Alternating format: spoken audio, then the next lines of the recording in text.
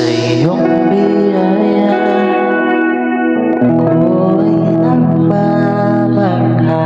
Sa iyong datingan ang iba'y di banta. Sa